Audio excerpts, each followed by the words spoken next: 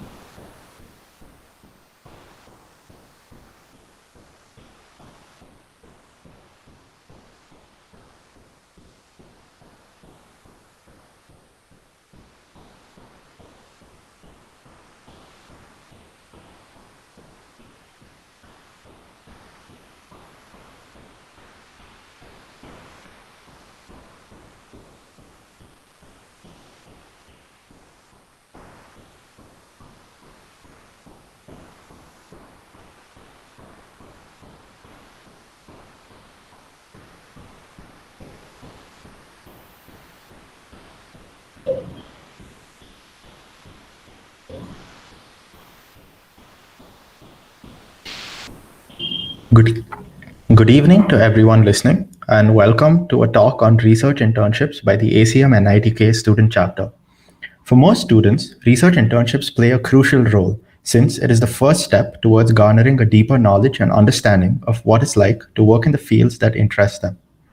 Today's talk will be delivered by members who've secured internships at many prestigious institutes like IASC, IIMs, IITs, and ITs across a spectrum of fields like coding, embedded systems, and business, to name a few. Regardless of your branch or even stream, this talk has something for everybody. If you're looking for a research internship in the coming summer, this talk will go a long way in helping you through the process. Landing a research internship can seem daunting, but with the right guidance, it can make the whole process a lot more organized and simple. Today's talk will be geared at giving you all an idea on how to land such internships and walk you through the when, why, who, and most importantly, how. We will try to get all your doubts and questions answered, so do type them out in the chat box and we will be answering them as soon as possible. Without any further ado, let's hear from our speakers. First up, we have Shauri talking about how he landed an internship at IIT Ropar through SRFP. Hey guys, So to start off, SRFP is the Summer Research Fellowship Program, which is hosted by IAS, which is the Indian Academy of Science. So this fellowship is basically like an internshala for all your research internships. What happens is that you upload your details and they put it up on a portal which is available for all professors across IITs, IICs, and any science related institute to see. So based on your profile and your research interest, the professors there can choose to take you up as a summer intern, and you can go with them. The another perk is that you get a stipend for your efforts. So for the details, this is open to all the branches. That means not only engineering but even science. So if you're interested in science and physics, you can get into that too. It's mainly only for India. So all your reputed institutes like IIC, IITs, and NITs, professors from there are listed on this, so they can see your resume. When you apply, you will have to give your interest, and you will also have to talk about what research area you want to focus on. So this all the selections purely based on your resume and your interest. The link has been provided in the slide, but you can also just Google SRFP 2021, and you can go to the site. So you get the perks are that you get to do a research full-fledged research internship at a reputed research institute of India. You get a certificate of accomplishment and you get paid. They'll take care of your housing because most of these colleges are tied up with hostels, right? So they don't have much criteria for your education, as in there's no CGPA cutoff as such. But generally, if you have something above 8, you'll have a good chance. And I'd like to say that it's open for second years onwards, but the chances of a second year getting in are quite less unless your research area completely matches with some professor and they really want some second year. The chances of a second year getting are less, but the chances of third years getting in are pretty good. So I'd suggest anyone who wants to get in to a research internship in their third year should apply for this. So one major thing I wanted to tell you guys right now is that the last day to apply is November 30th. That is almost barely 2 months away. And the thing is, this has already been open. So I'd suggest you guys start the procedure immediately after this talk in case you are, you plan on applying for this. Can we go to the next slide? Yeah, so basically, you will see these requirements. They're very clearly laid out in the website itself. But just to give you an idea, you need to have, your photo and your signature as copies, and the official documents starting from your 10th up till your latest semester. That is, if you're a third year, it will be up till your all your second year semester grade cards. You need to show the final grade card that you got, and hopefully not the provisional one. Then this is very important. So you will be provided space to write about your research interest. You will be given around 250 words at best to write about some topic that you want to work on, or some idea you actually have. Like if you have a proposal like saying I want to work exactly on this project and these are the aims, you can write that. This is the most important part of your application because this gives the professors a clear idea on what you want to do. So one more thing that I want to say apart from starting the application right now is get in touch with professors immediately. And I mean by that I mean right after this or tomorrow morning, mail your professors, because one major requirement is that you need a letter of recommendation from one of your professors. So I'd suggest get in touch with them. Someone probably who's taught you a course or you've done a project under them, or you like it. Even if you've just got a good grade point in their subject, even if they don't know you, usually professors are open to giving letters of recommendation because it's good for the university. Just approach them. If there are people in mechanical and you don't know, in NITK and you don't know who to approach, you can go to Perumal. He's always open. I'm sure every branch will have one or two profs who are always ready to give letters of recommendation. So when you're approaching them, this will be elaborated on later, but you provide them your resume, some details, and what you're interested in, and you explain to them that this is how it is. So this is not your normal letter of recommendation. Like there's no PDF that they write and give it to you. They will have to fill in the blanks, as in SRFP, the organization itself will send them a link and they will have to just fill in the blanks in that. So get in touch with them, get them familiarized with your work and your character and everything about you, so that they can do that well. Yeah. So my two suggestions are: do this tomorrow morning and start your application ASAP if you want to get into it. It's a brilliant opportunity. You'll get around 10,000 rupees and you get to work in some of the best colleges across India and do a full-fledged research internship. Now we can start off with the Yantrika specific one. So this is basically with respect to your core branches. Let's talk about resumes. So, as a general rule of thumb, undergraduate resumes have to be one page only. You cannot go beyond this. So, I know you can't see the details very clearly because it's a small copy, but the link has been provided. You can refer to this. Here, there might be many columns, but don't worry. This is because it's my resume when I entered my final year. So, like your experience builds, right?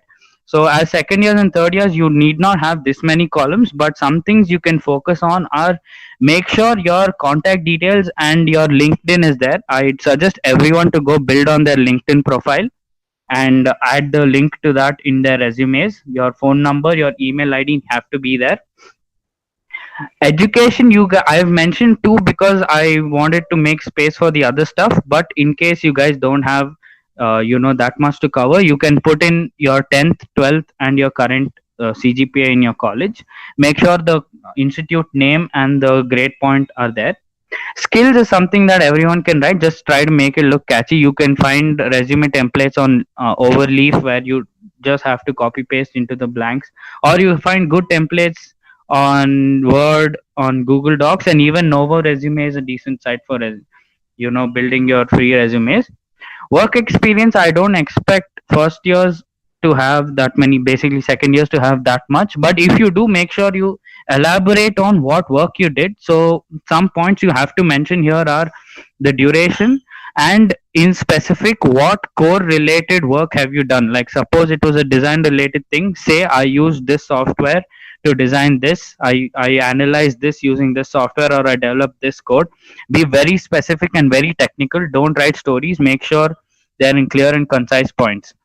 So apart from that, if you want to fill space, you can add, most of you might have done some online courses during this pandemic, so you can make sure to add that. You can add the links, like you can make them a hyperlinks and add the link to your certificate too, just for proof. Apart from that, if you don't have much space to fill, you can use a single column format. Here I've used a 2-column format because it has to stay in one page. Don't forget that fact that your resume has to be one page only. People don't want to see long these things. So I think that should cover the resume for Yantrika. I'd give it over to Shravan to follow up on cold mailing. Thank you, Shauri. Hey everyone, I'm Shravan Devadiga and I have been doing a virtual internship in the CPDM department of IISc. So Shauri has explained the resume format. Once you're done with that, next comes the cold mail format. This is one of, if not the most important aspect for an internship request. This is what grabs the attention of the prof in the first place, and it's like your virtual first impression. Moving on. So the cold mail body has 5 parts. First up is the subject, followed by a brief and formal introduction. Next up is your primary fields of interest. For second years, when it comes to mechanical, it's better not to specialize right now because you're still discovering various fields. If you get a prof with your preferred field of interest, then well and good. Otherwise, it's no big deal. Up next is where you enter your prior experience. Don't drag it too long. Write your best project done so far in not more than 2 sentences. Next up is where you request the prof for an internship. Like insert the drive link to the resume. It's preferable over attaching a PDF as it avoids the hassle of downloading your resume, and instead now your resume is just a click away. So yeah, before you end the mail, always specify the internship duration. Okay, yeah. So here are a few points which you have to keep in mind while mailing. Keep the subject very brief, something like summer internship 2021. Do not drag the mail too long because we all know how busy profs are and you don't want to throw them off your mail midway. If the prof wants to know more about you, he can always go to your resume. So please avoid this. Do go through the prof's profile and the work done by him, and maybe include it in the mail as to what paper or work done by him grabbed your attention. You could put this just before you request him for the internship part. If you've been referred by another prof, don't forget to include that, because referrals do have a lot of value and won't do you any harm. Yeah, so keep your mail very brief and to the point. As I told before, profs are really busy and they'll probably just skim through your mail. So it's best if you convey as much quality information as possible. Yeah, that's pretty much it for the mail format. Moving on. Once your CV and cover letter is ready, you're all set to start the next phase.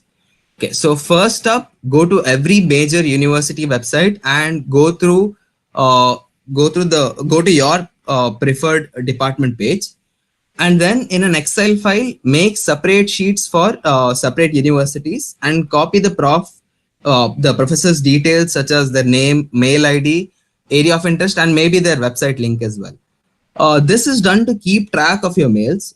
You could like mark off the professor in green once you've sent the mail, or make a note that you've sent him a reminder. Yeah, so all this is to be as organized as possible and to avoid any confusion. Yeah. Make sure you explore all specialized departments. Like for example, where I interned, that is IISc, has many further subdivisions in mechanical, such as CPDM. So make sure you check all of them out. Sometimes you won't find a lot of info on the website, so do check the Google Scholar profiles of the professors as well. So based on your preference order, you can start mailing the profs, and it's recommended you start off before, like in the beginning of November itself. So you have time till then to maybe set up your resume and set up your cold mail format. Yeah. So it's preferable to mail them in the morning, probably like just before the office timings, as the probability of your mail being on top when the prof opens the inbox is pretty high. So that's like around 7 to 9 a.m. Yeah, so avoid sending mails to multiple profs from the same department or the same sub-department. There is a small probability that they might bring it up in casual conversation. It's highly improbable, but just avoid the risk of mailing them on the same day. Yeah, so keep track of your inbox and use the NITK EDU account for mailing profs, as it will be easier for you to keep track of all the internship mails. There are a few other important reasons why you should be using the EDU account, and the upcoming speakers will talk about it. So yeah, be patient. Don't expect positive replies within a day or two, but also don't wait for too long before you send a reminder. Now coming to the reminder, keep it very short, maximum 2 sentences, and always end the reminder with a question mark. Generally grabs the attention of the professor. Yeah, so for example, you could say like, could you let me know if there is any vacancy for an internship, sir, or something on similar lines. Yeah, so yeah, again, don't expect to get positive replies immediately, and don't just stick to high profile professors, as they get a lot of requests via scholarship programs such as SFRP, JNCSR, etc. So yeah, moving on. Okay, now suppose you don't get any acceptance till March. You can always go to your NITK professors for referrals in IITs or IIScs. Or you can also visit the institute itself, like the host institute where you want to intern, maybe some working day whenever you are free, and meet the prof personally. This is a little risky, as security might not allow you in readily. So it's preferable if you know someone inside the campus of the host institute. Again, it's not that feasible now because of the pandemic, but yeah, that's still an alternative. Yeah, so at the end of the day, if nothing works, you can still work under an NITK professor. There are some pretty nice profs in our department who have a pretty good research background, and there is CSD as well. So there are a lot of opportunities on in campus. Yeah, so that's all from me. If you have any queries, you can post it on the chat. And yeah, thank you everyone. And over to Mohit to carry on with the next section. Yeah, hello everybody. I'm Mohit. I'm in third year IT and I interned at IIT Madras in the computer science department. I got it through cold mailing, and I will be talking about some simple things that you need to keep in mind, like a checklist when it comes to your resume, CV, email, and whatnot. A lot of these points pertain to the CS IT fields, but you can still refer to it if you want. So the first thing that Shauri already mentioned is that one page is the gold standard for second years.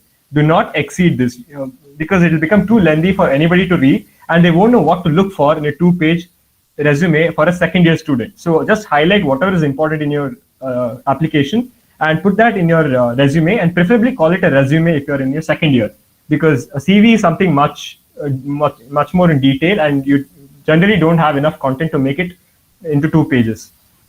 Second one is it's preferable, especially in the CS field, to not use multicolor resumes, because you're not applying for a graphic designer role. It's okay to use blue for hyperlinks, and apart from that, you should generally stick to a black and white, color format, and make it a 1-column page. Don't make it into 2 columns, especially in the CS thing, because they usually look for one particular section, which is your work experience or your internship. So it should be easily visible. So follow the standard format, your name and your details, education, work experience, and then projects. And then make it in a single column. Don't add 2 columns. And black and white format.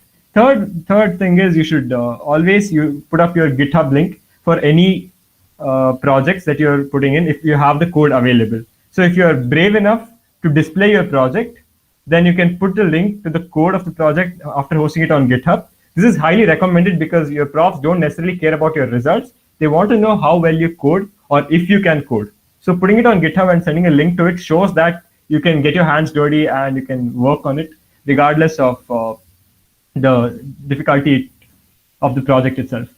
The next one is the way you should mention your projects. Don't just mention generic lines like I achieved high testing accuracy or reduced bandwidth limitations or proved this or that. That doesn't usually help your application in any way. Instead, try to use the format that is suggested by Google in their resumes, which is achieved X as measured by Y using method Z. So if this one is particularly applicable to any of your projects, it's highly recommended that you use this format. For example, here's a sample line: achieved high test accuracy of 96% on some XYZ dataset consisting of 5,000 images. This is particularly suited for an ML project, but you can see the pattern here. So always put numbers, use metrics, you put the exact details of what you did, so that it's not some generic lines that anybody can write. Next one is mention the college courses on your resume.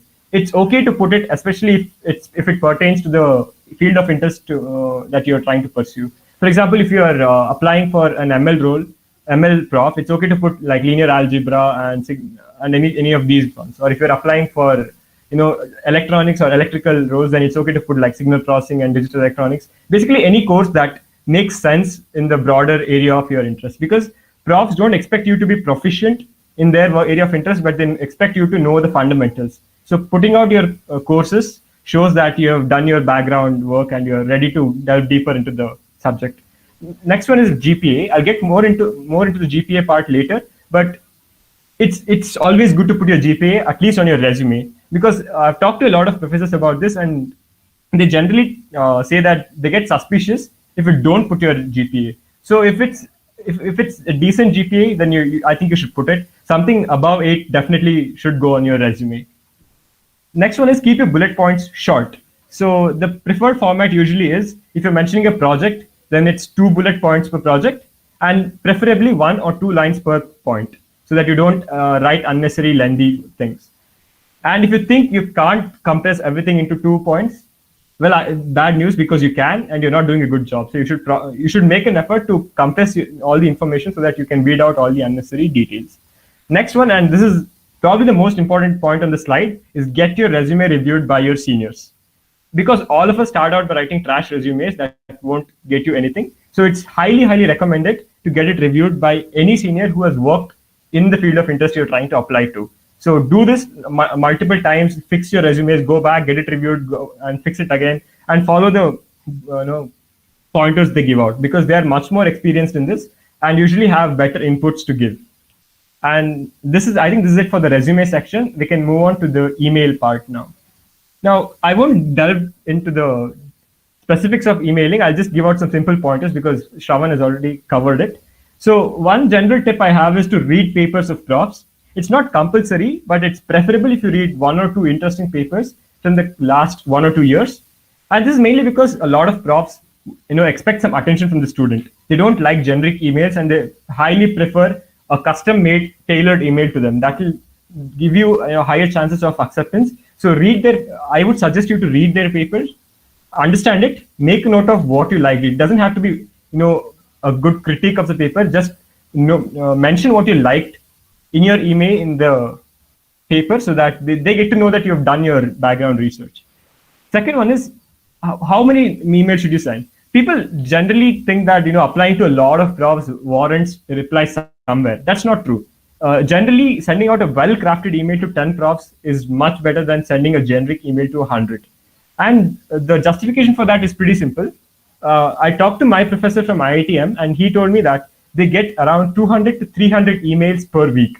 A professor who just started out a few years ago already starts getting 200 to 300 emails per week, and generally check their emails on weekdays. So that's around 40 to 60 emails per day, which they have to go through in an hour or 1.5 hours.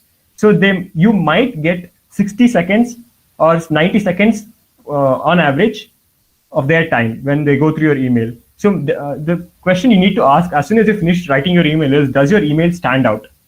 Does it look generic, or does it look custom made? If it looks pretty generic that anybody can write, go back to their website, go to their projects, go to their publications, read about it, and make it such that the profs actually wants to read. It seems like you're putting effort into their profile. Next one is GPA, putting GPA in emails. It is okay to mention your GPA in your email, and if you have a good class rank. For example, if you have a high GPA and a good class rank of like less than 10 or a GPA above 9, it's good to put it. It'll show that you've put in your effort in the academic part of it, which is generally what a lot of professors do look into. So it's encouraged to put your GPA in your email if it's above like 9 or something. Now, this is my personal experience and how I used to email people. So once you make a list of the professors whom you want to email, and I think people coming after me would brief you about how to make this list. Once you make this list, I would for the top 3 to 4 professors I wanted to mail, I would keep apart 2 days or 3 days, just looking into their profiles and then understanding what they do, and then making their emails much better than all the other profs. The rest of them, you can spend 1 hour just going through their website, trying to understand what they work in and write your email for that. But to the top, like 3 to 4 professors whom you really, really want to work under, you should spend at least a day or two, understanding everything about their work and try to make it as customized as possible, so that it shows how much effort you've put in. And the next point is, start early, but don't stop mailing. Shauri has already told you to get up tomorrow and start mailing immediately, because it's really, really recommended to start early, but you don't have to stop mailing anytime soon. If I have to talk about my own experience, I started around in November, if I'm not wrong, but I got my first offer in January of this year, and I got my second offer in March of this year. That is after the lockdown thing started. So even if a lot of you might hear, to stop mailing after January or something, don't do that. Continue mailing as long as there are profs whom you want to work under, because you don't know when it's going to click. Now, these are a few tips that are specific for CS IT field. First one is branch out, pun intended. Don't stick to your branch. There are a lot of professors who work in computer science related fields, and it's highly recommended to look into other departments. Here I've listed a few, especially CDS in IISc has professors from all the different kinds of engineering backgrounds. There are professors from CS, electronics, mech, chem, civil, biotechnology, computational biology. All these different professors work there. So, but not a lot of people look into that department. So I would highly encourage you to look into the profs in the computation and data sciences department in IISc. Then if you're interested in stats or chemistry or all these fields, you can look into the biotech departments. And if you're interested in machine learning and computer vision, almost all IITs have professors in EC and EEE department working in computer vision and machine learning and deep learning and all these concepts. So do look into those departments as well. And if you're interested in CS theory, cryptography, and blockchain, you should probably look into the math departments and the ISI, or Indian Statistical Institute. And that is one of the best universities in India for statistics and cryptography. So do look into those universities as well. Don't just stick to IIT and ISC. Next one is mention any web dev or open source experience you have. A lot of professors are moving to open source frameworks and they want to publish their code to increase their credibility. And they also want to publish their work on their websites or build a simple web app to showcase the results. So if you have any experience in web dev, I would encourage you to put it up on the resume, even if you're not proficient at it, because the profs obviously aren't. So you'll get an impetus to work on it later. Now, there's a simple trade-off that comes into the picture, especially in the CS field. High demand fields like ML or even IoT or some other fields have a lot of opportunities because a lot of new professors who generally do take interns are working in this field, and a lot of professors are shifting to this field as well.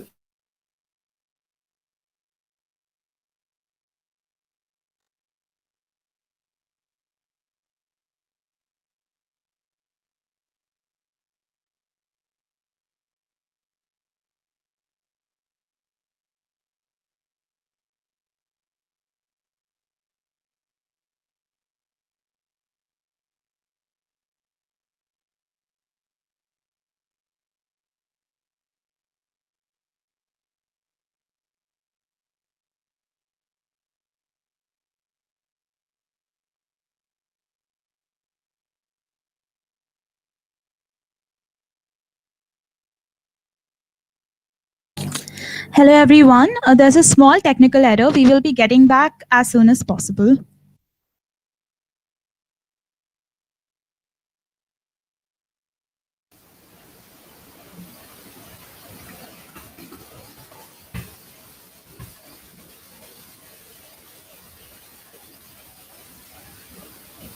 Yeah, I'm sorry about that. So yeah, I was talking about the trade-off, which is high demand fields have more opportunities, but the competition also grows exponentially. So you need to keep that in mind when you're trying to decide your field. Then don't specialize too much. That is because you might not end up getting any prof you're interested in, even if they are taking interns. So it's okay to be a little flexible and open to new opportunities. And the last point here is flexibility. A lot of professors are open to your ideas, and they're flexible enough to change their project ideas and topics. This especially happened to me. I started working with a professor who specializes in computational biology and bioinformatics, but my primary area of interest was in machine learning. But after joining there and working for a couple of months, I spoke to him and he was enthusiastic about switching to this ML field as well. So I got to work in a separate project, and then we went on to do. I actually went on to improve the results that we previously obtained in his work. So he actually liked it, and he asked me to stay for a few more months to work in the ML part of the project. So it's a lot of professors are okay to changing the project ideas. So it's okay if you don't get the exact field of interest you were interested in. And moving on to the last section, it's a set of simple tips that I wanted to give that covers a lot of diverse areas. Primarily, rejections are the norm. I can guarantee that 90% of your emails will go unanswered, and that is because it's physically impossible for professors to go through hundreds and hundreds of emails every week. So a lot of them just ignore the emails purely because of logistical reasons. So if a lot of your emails will go unanswered, and it's okay, that's the norm, and you don't have to be discouraged by it. It's okay if you get a few replies out of dozens of emails you send. All of us have been there, and you can continue mailing even if you don't get any positive replies in the first couple of months. Second one is check both their personal webpage and their lab or group webpage carefully. A lot of professors do mention in a separate section that they're not taking interns or something like that. So look out for that and make sure that there are no red flags anywhere. Third thing is don't attach your PDF resume. It's better to upload it on Google Drive and send a link to it. That's because a lot of professors in the CS field install spam filters that will automatically pick out emails that have attached PDF resources. So it's better to send a link to it so that you don't get shooed away by the spam filter. Next is do not act cheeky by installing mail trackers. Indian professors despise that, a lot of them, and they generally think you're being too cocky. So don't do that. Don't install mail trackers. Trust the system and just try to do your best. Next one is don't waste time writing lengthy emails. Shravan has already covered it, but the main idea is that people who are taking interns don't care too much about the email. They'll take an interview or a test and they'll focus on that. And professors who are not taking interns don't care about your email anyway. So there's no point in writing long, lengthy, descriptive emails. Stick to your important bullet points and write your email in a short and crisp format. The next one is GPA isn't everything. A lot of people ask this question, so I'm trying to address it. This is not a clear-cut rule, but it's a rule of thumb. GPA isn't everything, but it is something.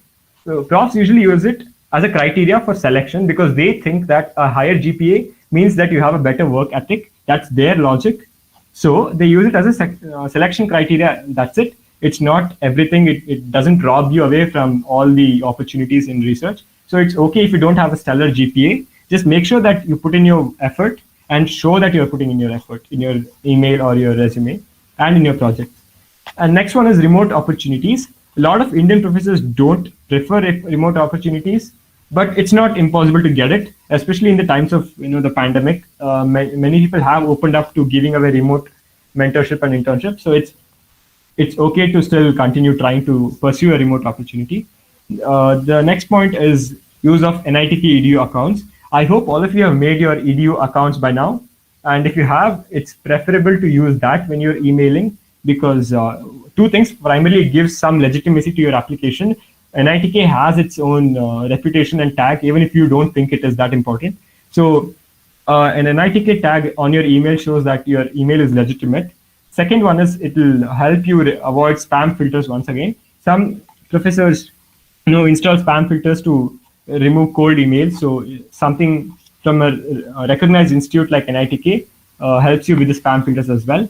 The next one is opportunities in NITK. This is a question mark because there are different opinions on this. But my take is that it's not as bad as what people paint it to be, but it's not as good as a research internship in like an IIT or ISC. It's somewhere in the middle ground. So it's okay to, if you don't get any stellar research opportunity in IIT or ISC, it's still okay to pursue it in NITK.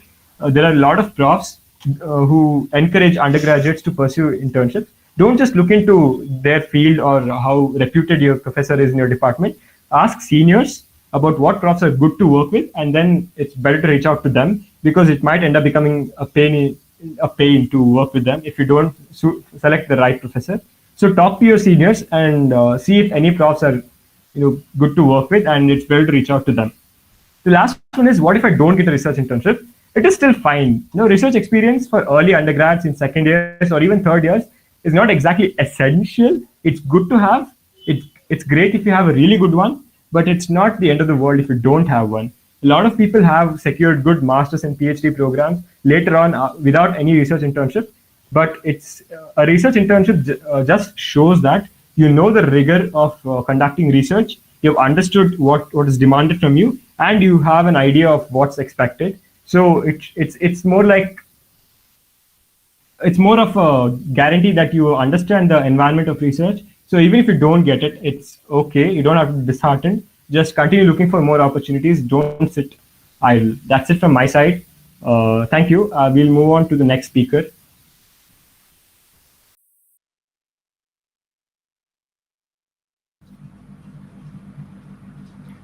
Hello everyone, my name is Shruti Masant. I am in my third year of BTech in EC department, and I had got my second year internship offer from IISc. So before I start my main presentation, I want to highlight a few points which are really simple and important, but we tend to ignore them. So the technicalities Mohit already discussed very beautifully, but these points are again very important as well.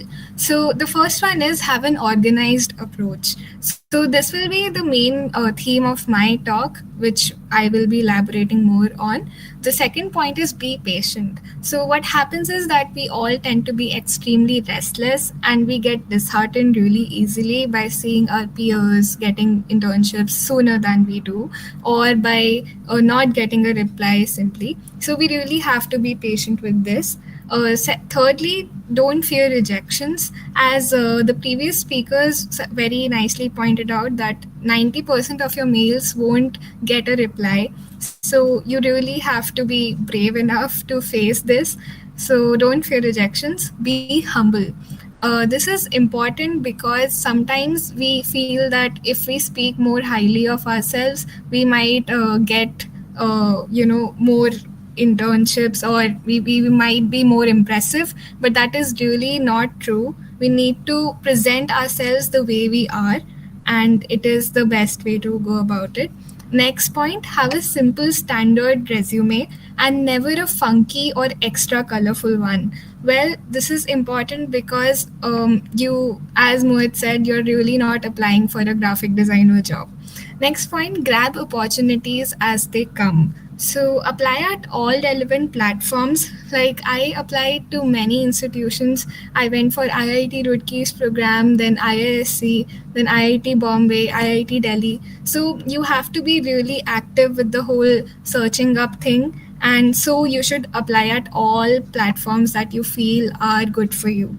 Next point, try your luck with every professor you think works on something that interests you. As I said, not just the institution, not just the platform, also go for all the professors you think are worthy. Next point, don't hold back. Don't think that you're sending too many emails or you're doing too much. Well, because this whole process depends highly upon your probability. You really have to try your best at every place possible. So moving on with my main presentation, which is on an organized approach. There are 5 stages, and so they are. Yeah. So the 5 stages which I feel are the most important for any process are setting a goal, making a plan, getting to work, sticking to it, and finally reaching your goal. So coming to the first step, that is setting your goal. Well, I feel that the first 4 points which are present in my slide are really not so important. They present the field, the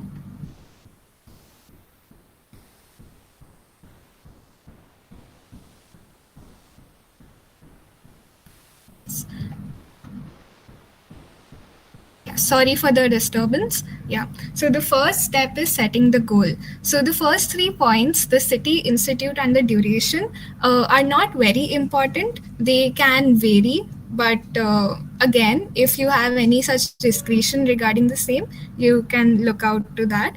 The next point is field or domain. Now, being second years, we don't expect you to be extremely clear about your preferences, but it is very important to understand what kind of inclination you have in your branch or in any other topic. So if you have like at least 4 narrowed down domains in which you feel if you work you will be progressing more, it would be really great. So instead of trying your luck out at every place possible, it would be better if you could narrow down to at least 2 to 3 domains. Like in electronics, we can talk about embedded systems or deep learning or analog or digital system design.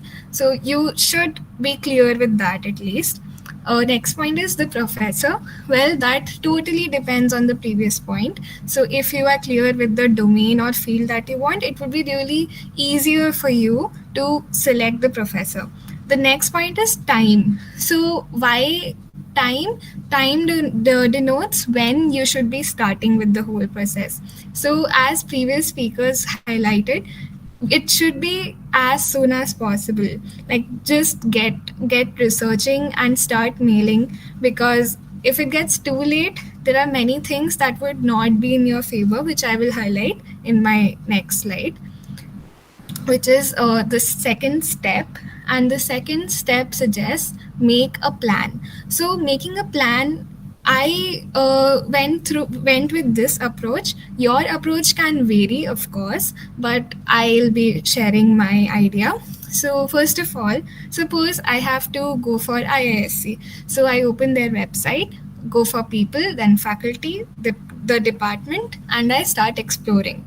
So, how do I do that? I explore all possibly relevant departments. So, this thing is very, very, very important. Don't just go for explicit departments like Triple EC, CS, because in places like IISc especially, there are so many departments where they do a plethora of work. So you really don't want to miss out on professors who might be combining two fields and doing some work. For instance, the internship that I got was in the CST department, that stands for the Center for Sustainable Technologies.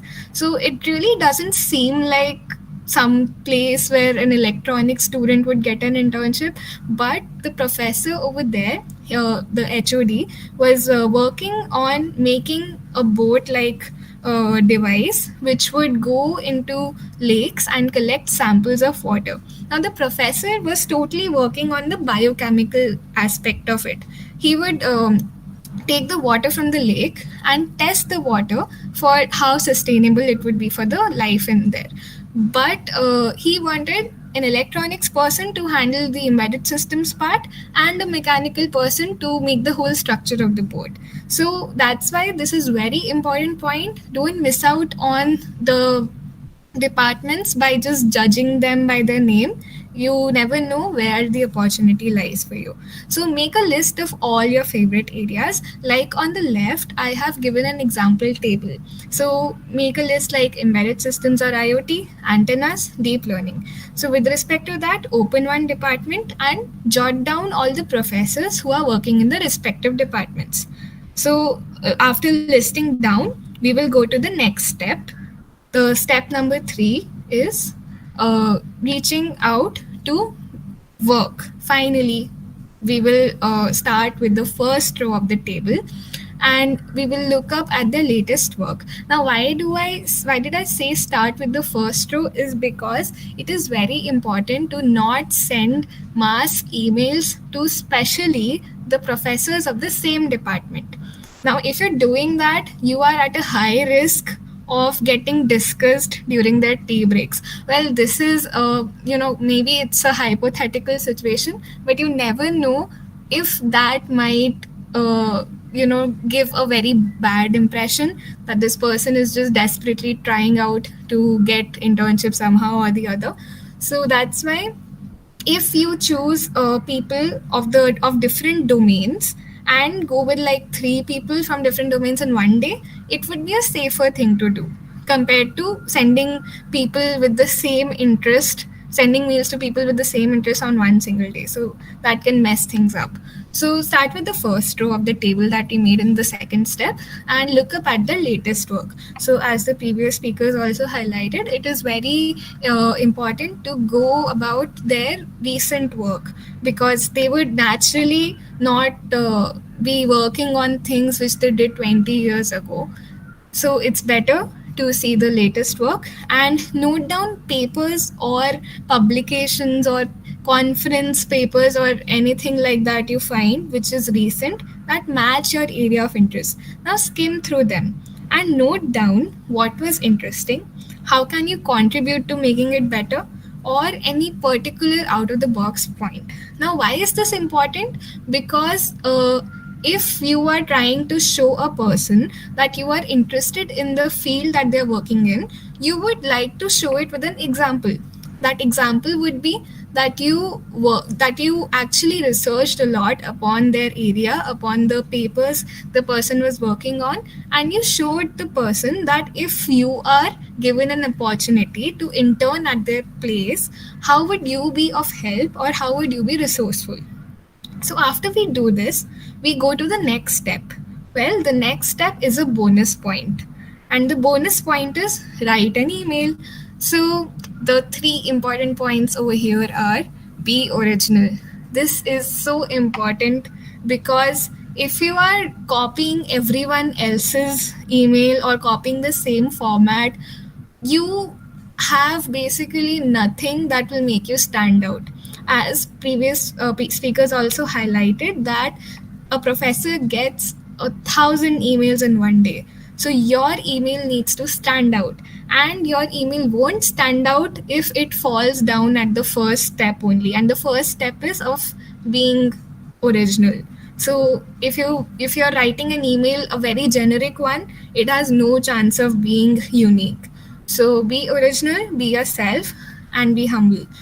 Do not send mass emails. This I already pointed out earlier. So how can you go about your, like, how can your major structure be? It can be, first of all, brief about yourself, then talk about the paper or area of the work that you saw and found inspiring. Also remember that only go about this second point when you are sure of it. Like, don't just do it for namesake. If you're really interested in some paper which you found and you actually read it and you have some basic skill which you can actually contribute, then only talk about it. Otherwise, it's just beating around the bush and not really meaning things. It would make you unoriginal. So, next point is brief of the skill sets you possess that make you eligible for working under that area. So, obviously, you will be attaching your resume, but if you in a line can tell the person that okay, my resume is attached for your reference, but if you somehow want if you want these particular skill sets, I possess them, which are related to the area that you're working in. So that can just add like an icing on the cake. Next is warm and humble closing.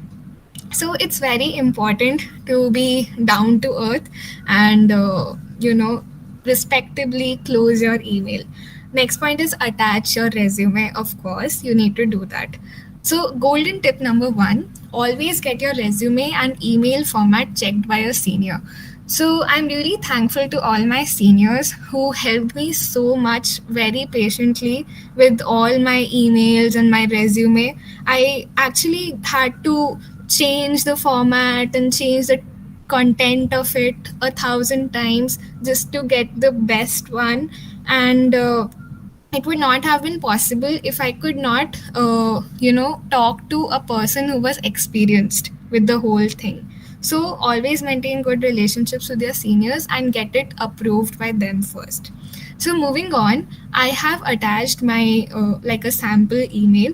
Although the internship that I'd got was more on a phone call.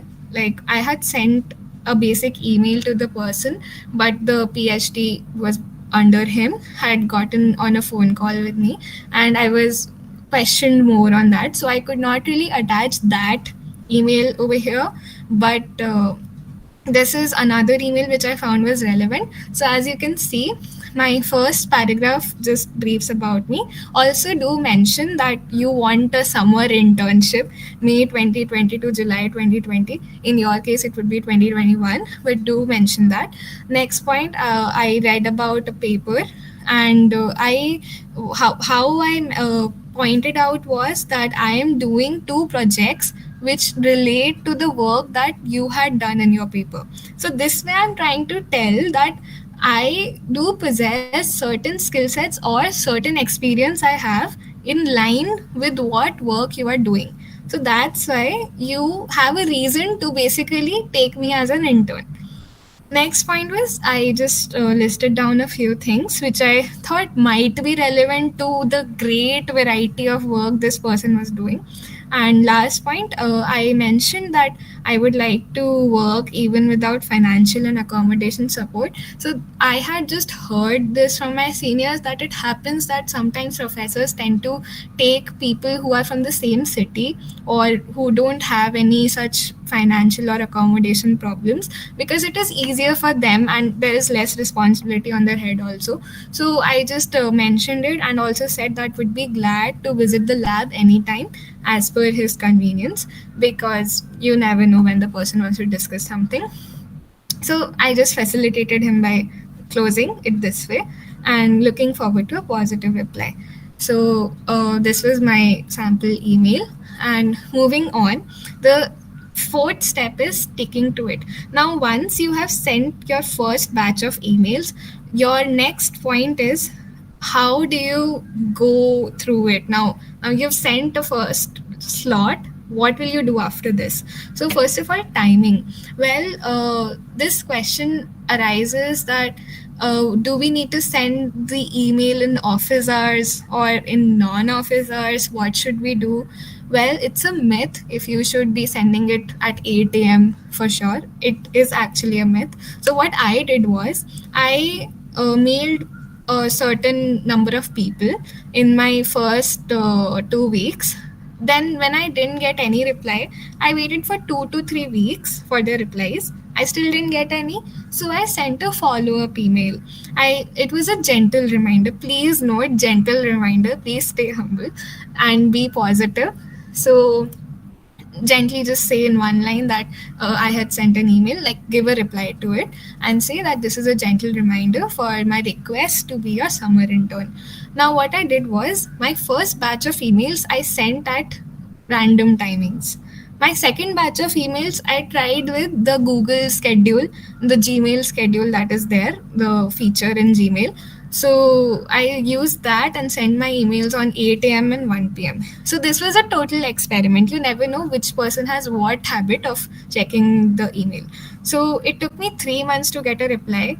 Hence, my first slide spoke of being patient and being positive and not fearing rejections. So also don't forget to look up at all departments. I again pointed out earlier, and don't be too creepy. As Mohit pointed this out earlier, that you should not really install those mail trackers, or some people even start calling them straight away, the professors. It's really very bad to do that. You should stay in your limits and use email as much as possible. So moving on to the fifth and the last step is reaching your goal. Now let's go for two hypothetical situations. The first one is that you get a reply. So suppose you got a reply, don't be choosy ever. Suppose you got some offer from your second or third priority. So you might feel that I didn't get what I wanted the most. So should I take it or not? Well, don't be choosy, because getting an opportunity like this is in itself a big thing. So you should literally just take it as it comes. So if you get something not at the top of your priority list, don't just leave it, accept and move on. Take the opportunity to explore the other area. Next is don't reject unless something very important is stopping you to do so. And if you reject such an internship, it will obviously give a pathetic impression on the person. So always just grab the opportunities that you get. Now, this was the first situation. Second situation, if you don't get a reply, well, in that case, don't be disheartened. This is not the end of the world. You should always have a plan B. It is very important to do so. So it can be applying to startups. Like my internship, the one I got, was postponed because of the pandemic, and because I am an electronics student, I can't really do everything from home. So I need to be there in Bangalore for that. So since I could not do it, it got postponed to December or whenever I can get there. But I did do my internship in FluxGen. Apart from FluxGen, there are many other startups which you can ask your seniors about. So it was again a very good experience. There was nothing I regretted. In fact, I learned a lot. So always do that. Then the second point is working under NITK profs. So some people think that it is a very downgrading thing if you do that. Well, no, there's nothing like that. It is in fact a good thing only. NITK is one of the like tier 1 colleges. So if you maintain good relationships with your professors and go out and ask for opportunities, they will be most welcome to give it to you, and you can actually do a good amount of work under them. Next point is visiting nearby colleges or research centers. Well, in my winter vacations of first year, I really wanted to do something or the other in December. So since I live in Jaipur, I contacted MNIT, which is near my house. And over there was a research cell, or you can call it was kind of a startup which was doing things in research. So I contacted them and they gave me a very good project to do. So, it is not a small thing if you do any of these three also. So don't feel that you have to do something groundbreaking in your second year. It really doesn't matter that much. So even if you do one of these three, I'm pretty sure you'll have a good enough experience. And it should what should matter is how much you dedicate yourself, how much you want to learn, and how much you work hard. Golden tip number two: maintain good relationships with seniors because referrals work. Sometimes our seniors who have worked at some place or who have interned at some place or are working somewhere, they might get these offers from their own office that they want to hire interns for a certain purpose. So they would obviously first contact people from their own college, and if you maintain good relationships with your seniors, they would obviously give you opportunities, because that is how the whole thing works. You be good with your juniors and your juniors will be good with their juniors. So always have a healthy relationship with NITK people. It actually helps a lot. So if you have any doubts now, you can always reach to me, and I feel that you're all set for this whole cold mailing thing, and my contact details are given, so you're most welcome to ask any doubts. Thank you.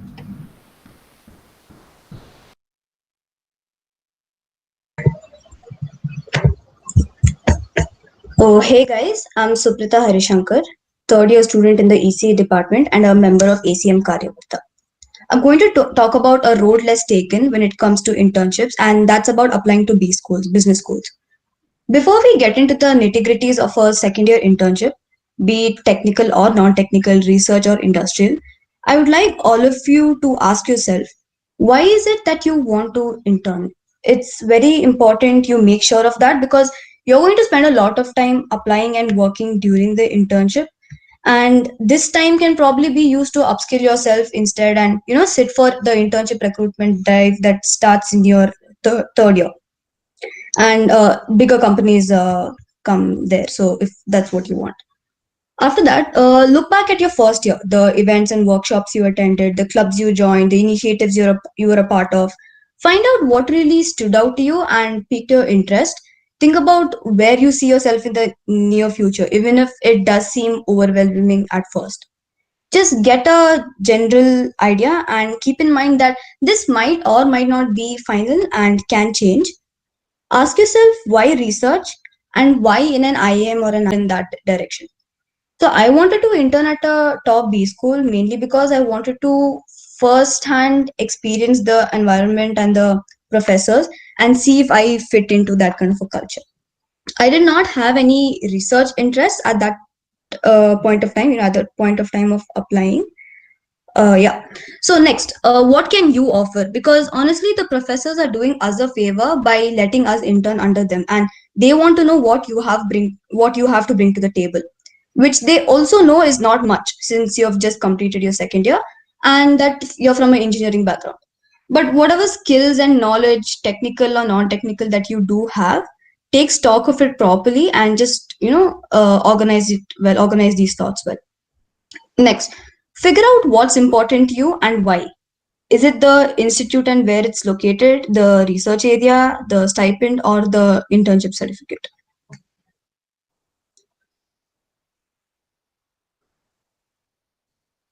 About the institute. So if you live in South India and are particular about getting an internship nearby, then I am Bangalore, ISB Hyderabad, and I am Kozhikode are your only options. There are more options up north, honestly. I would recommend not being so choosy. Just go all out and apply everywhere. Also, disclaimer: the classification of institutes that you see on the screen, tier 1, 1.52, etc., these are my personal views and do not reflect any official classification. Just wanted to put that out there. All right, so I applied to IM A, B, C, and L, and Kozhikode as well, and had plans to apply to ISB, but by then I received a positive reply from an IM Lucknow professor, so I stopped applying. I would suggest interning at a company or a startup as opposed to at the lesser known baby IMs. And how do you go about that? You can directly mail the HR or through LinkedIn by tapping into your network of family, friends, relatives. Also, one really good thing that you should try out is applying to an internship at a startup incubator in these top business schools. similar to how we have STEP in NITK. So these incubators, they're highly selective of the startups that get these incubation facilities, and hence they're very top notch. So do check out their websites as well.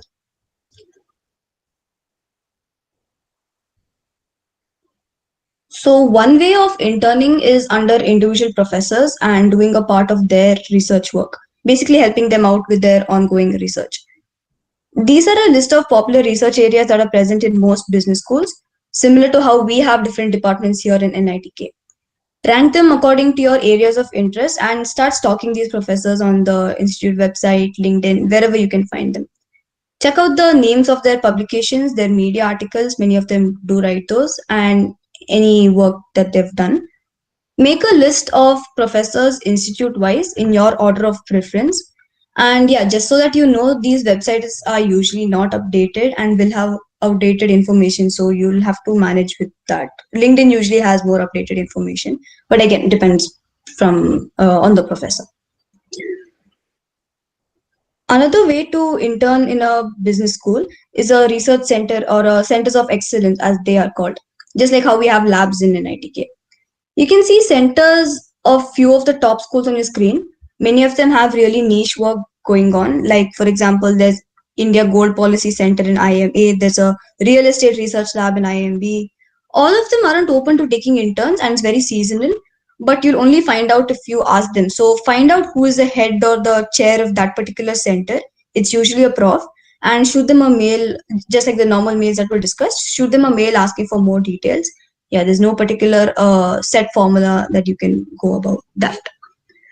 Coming to the stipend, I personally feel your second year internship shouldn't be about the stipend and should be more about the learning and the experience. So don't attach too much importance to that. And at any point, do not ask the professor regarding this unless they bring it up on their own. And even if they do, it's best to keep negotiation at the minimum. From what I've observed, it can be unpaid or anywhere between 8 to 20k rupees per month. And regarding accommodation, obviously, if you live in that city, you're sorted. But it depends. Like, for example, I know IIM Lucknow does provide hostel accommodation if there's a vacancy. IIM Ahmedabad doesn't at all. Bangalore, I think you'll have to ask for it. So it varies, and it varies every year. There's no set rules. You'll have to inquire and make sure you have all of those arrangements done. So I would like to share my experience surrounding the internship certificate in particular. So I was accepted in IIM Lucknow, right, this professor, and was doing the work and everything. Towards the end of the internship, the professor found out that the rules for professors taking interns had changed because the dean of research of IIM Lucknow had changed. So he was told to ask me for my institute's NIRF ranking, my 10th and 12th mark sheet, and first year grade card. Okay, towards the end of the internship, this is. So I did not meet that criteria, unfortunately, the pointed criteria according to this new rule set. But my internship was almost done and coming to an end. My prof really pushed for it and he tried his best with the dean and he didn't budge. So my professor was really sweet. He ended up feeling really guilty and apologized and everything. He made sure I'm mentioned as a contributor in this research paper, and he invited me to work as a co-author on another paper he was going to start soon with a professor in another institute to compensate for this, and that worked fine for me. I was happy. So the certificate is definitely valuable, but I'd say it also depends on the professor you're interning under. Not going to take any names as such, but there are some professors who have started to take interns for very menial tasks with the promise of an internship certificate. You don't really learn anything or contribute meaningfully in internships like these. So in a few years' time, when you do show that certificate, when you apply to a B school or wherever, actually, these professors, like, they know each other, right, across institutes in their professor circles. So it becomes a known fact that if any student shows a certificate under this particular professor, it doesn't add much value to your profile. So be careful while choosing your professors, but at the same time, like I said, don't be very choosy also. So here's a quick checklist of what you need before you start writing your first email: a resume, a cover letter, a good LinkedIn profile, and I'll tell you why soon. Lots and lots of time and effort, a few friendly seniors to guide you and make sure you're going in the right track. And for me personally, waking up early because I wasn't very comfortable scheduling mails to go out in the morning for some lame reason. I felt it won't be sent. So I used to have drafts and everything ready the previous night, wake up at around 5, 6 a.m. and send around 4 to 5 mails every day. And yes, some of the previous speakers have mentioned that it's a myth, but at least for me, it worked. Like sending mails in the morning, made sure they were at the top of their inbox, and I did receive a few replies. So I'm assuming that's cool, but to each his own. Yeah. So next slide. So these are a few examples of the trash resumes that Mohit, the previous speaker, had mentioned. As you can see, it doesn't come close to following any of the tips he mentioned. It's more than a page long. It has long sentences. So please do take his advice seriously about consulting a senior before you send your first email, and follow all the tips he mentioned to the T. Yeah, this is my current resume, the one I made a few weeks back for third year. Do check it out at the link that's displayed on screen if you want to. Yeah. Coming to the cover letter, it follows most of the rules that all the previous speakers have mentioned, so I won't be going into it in depth. Here's the structure I followed. A subject line, the salutation, that's how you're going to address them. A dear professor or a dear doctor is fine, in my opinion. Respected sir and all is generally not needed. The introduction, keep it simple with your name, branch, year, institute name, and why you're writing to them, the purpose of you writing this mail.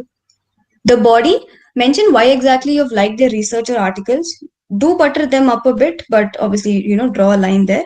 One suggestion is to balance it out by an open-ended statement that displays your curiosity and maybe with a very slightly critical point of view of the research, but be careful about it. You can only do this if you have thoroughly gone through their paper or whatever it is. Follow that up with absolutely any and all relevant experience, courses you've done. It can be in the School of Management or online electives, competitions, clubs. But again, since this is the mail we're talking about, do keep it brief because you're also sending them your resume, which has all of this in detail. End the body with your goals and lots of enthusiasm. Now conclude the mail with your ask. For example, hoping to hear from you soon, hoping for a reply, something along those lines. Show gratitude, say thank you for your time and efforts and reading this mail and everything. Or drive link to your resume and sign off very professionally. I know the other speakers have mentioned not to attach the PDF of your resume. I'll soon come to why I'm telling you to do that. Yeah, next slide. So here is one of the emails I sent to a professor in IIM Bangalore. You can either pause and read it or come back to it later. This is the, and yeah, you can go to the next slide, Ankit. This is the, wait 1 second. Yeah, okay, good. This is the reply I received to the previous email. You can check out point number 2 and 3 in this reply. This is why I mentioned to, put out your technical skills as well in your resume and cover letter, depending on the research area of the prof, and also attach your resume just to be safe because this professor has specifically mentioned no drive links. So we honestly don't know what works. It highly depends on the professor. Moving on. The weird thing is I got my acceptance through LinkedIn and not via the cold mailing process I just mentioned. I sent a shortened version of the cover letter I mentioned. I received a positive reply. He asked me to call him and we had a very chill telephonic interview, which is more like a conversation if you ask me. And that was it. He was like, okay, cool, you're in. And we'll discuss later about when and where to, the dates and all of that later. But yeah, I did receive an acceptance through LinkedIn. In conclusion, research very well, plan out how you're going to go about this early on, do it, and keep repeating the process. About the timeline, feel free to make one as per your convenience, but I cannot stress on the importance of starting early. I sent my first email in December with one of the trash resumes, which was a mistake, but I did send better emails in January. So I didn't get to witness a B school firsthand, which was the main reason that I decided to intern at an IIM. But I was glad that I got to contribute meaningfully to this research paper on women entrepreneurs in the solar sector. I really enjoyed the work and gained a lot of insights outside this research topic as well, since the professor was really friendly. So all the very best to all of you second years. We know this is a very intimidating process, but we're here to guide you. Feel free to reach out to not just today's speakers, but any senior you know. We're always glad to help. And all the unanswered questions that are in the YouTube comment section right now, it will be answered by the speakers in a separate document that will be sent out on our social media handles. So stay tuned to that. And there's a Telegram channel that is for all NITK students where research internships and important updates are discussed, which is not run by ACM, it's a general NITK group. So the link to this Telegram channel will also be put up in the doc that will be circulated on our social media. So stay tuned for that as well. Thank you for joining and good night.